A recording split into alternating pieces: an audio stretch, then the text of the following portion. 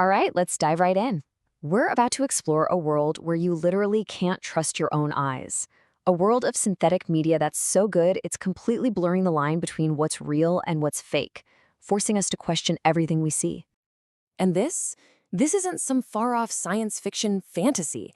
It's a very real threat, right now, powered by AI that can create convincing fakes of you, me, or anyone. It's fundamentally shaking our trust in the evidence of our own senses. So how in the world did we get here? To really get a handle on the challenge, we first need to understand the difference between two types of manipulated media. You've got the simple stuff, and then you've got the really sophisticated stuff. First up, we have cheap fakes. You've probably seen these a million times, basic Photoshop jobs or old videos taken completely out of context. They're super easy to create and are often used for things like fake IDs or just spreading simple misinformation online. And then we have deep fakes. Now, these are a whole different ballgame. They're created using incredibly advanced AI to generate hyper-realistic videos or audio that are just shockingly difficult to tell apart from the real thing. When you see them side by side like this, the differences are just stark. Cheap fakes, basic tools, easy to make, but yeah, they often look kind of fake, and you can usually spot them. Deep fakes, on the other hand, need complex AI. They're tough to create, and they're so convincing, you need advanced tools to even have a chance at detecting them. So how does this magic actually happen? Well, it's all thanks to something called a GAN. Imagine two AIs locked in this constant battle. One is like a master forger, the generator, that creates the fakes. The other is a detective, the discriminator, that tries to spot them. The forger just keeps getting better and better at tricking the detective until its creations become almost perfect. And with this technology becoming more and more accessible, it is absolutely crucial to understand the very real and already documented threats that deepfakes pose. I mean, just look at this timeline. It shows you how fast this whole thing has exploded.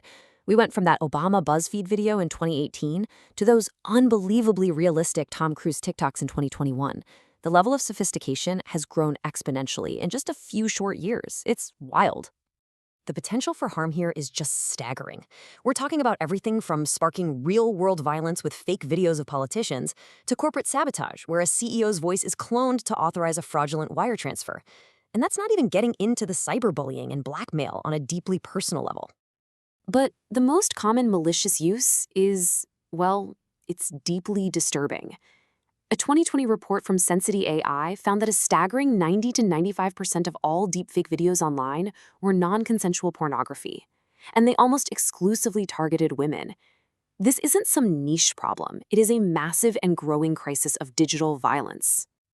This quote from Noelle Martin, who's a victim and is now an activist, it's a powerful reminder of the personal horror here.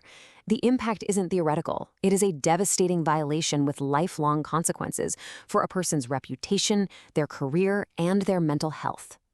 But, and this is a big but, the story doesn't end there.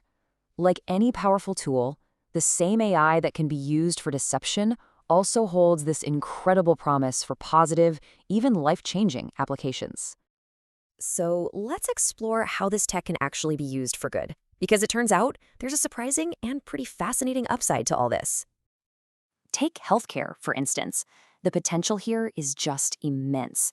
For example, an AI can create thousands of synthetic medical images to train other AIs to become superhuman at spotting cancer. It's also being looked at as a therapy tool for Alzheimer's patients, and as a groundbreaking way to train future doctors on really rare conditions. And beyond medicine, the benefits are honestly fascinating. Imagine voice skins in gaming that let you sound like your favorite character. Or maybe they allow women and kids to mask their voices online to avoid harassment. It's also being used to help transgender individuals find a voice that feels authentic to them, and even in entertainment, to respectfully complete a film after an actor has passed away. So here we are. We've got this technology with a huge capacity for both good and evil. The real question is, how do we embrace the good while protecting ourselves from the bad? While experts say the first line of defense is building a kind of societal immune system, it starts with all of us just practicing critical thinking, always asking where this media came from and who's sharing it. It also means educating ourselves and our colleagues, and for organizations, being really careful about what public content they release that could be used to train these algorithms. But here's the most insidious part of this whole thing. It's called the liar's dividend. As we all become more aware that fakes exist, it becomes way easier for a guilty person to dismiss real evidence of something they actually did by just crying deepfake. This is like a poison pill for our trust, not just in media, but in the very idea of objective proof. And that leaves us with the ultimate question. In an age where any image, any video, or any voice can be convincingly fabricated, what do we trust? We're being forced to fundamentally rethink how we determine what's true and what we choose to believe. And you know what? The future of our shared reality might just depend on it.